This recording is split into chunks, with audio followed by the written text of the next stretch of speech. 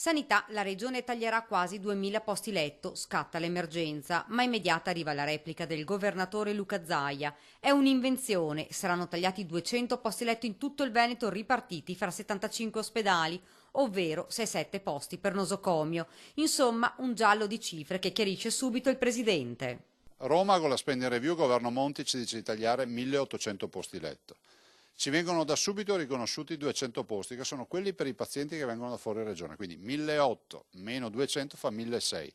Dei 1600 noi come regione ne recuperiamo 1200 dando vita agli ospedali di comunità, ovvero il paziente lungodegente, gli hospice. È inutile utilizzare l'ospedale, quello classico, per dei pazienti che comunque hanno diritto a delle cure specifiche e quindi all'ospedale di comunità.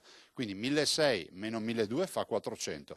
Divida 400 posti letto su 75 ospedali e ne viene fuori che il taglio è di 6-7 posti per ospedale. Una polemica secondo Zaia assurda e ardua. Si vuole dimostrare che vogliamo chiudere gli ospedali, ma le scelte della regione vanno nella direzione opposta. Non solo, ma, continua, si stanno abbattendo le liste d'attesa. E siamo proprio noi quelli che si sono addirittura inventati di aprire gli ospedali di notte, il lunedì, il mercoledì, il sabato e la domenica, dal 1° settembre tutti aperti di notte, dalle 8 a mezzanotte. Non mi vengano a dire che stiamo chiudendo la sanità. Intanto Claudio Sinigaglia del PD punta il dita contro la regione colpevole di ritardare l'applicazione del piano sociosanitario. Non è possibile, ha detto il consigliere, che la sanità sia bloccata dalla politica.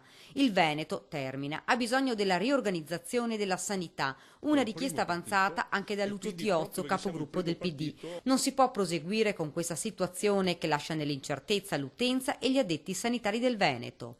Ma Luca Zaia rimanda al mittente tutte le accuse, cifre inventate, stiamo facendo salti mortali per dare ai veneti, dice, qualità del servizio, allungare la vita e vivere bene. Ma la polemica sembra tutt'altro che al capolinea.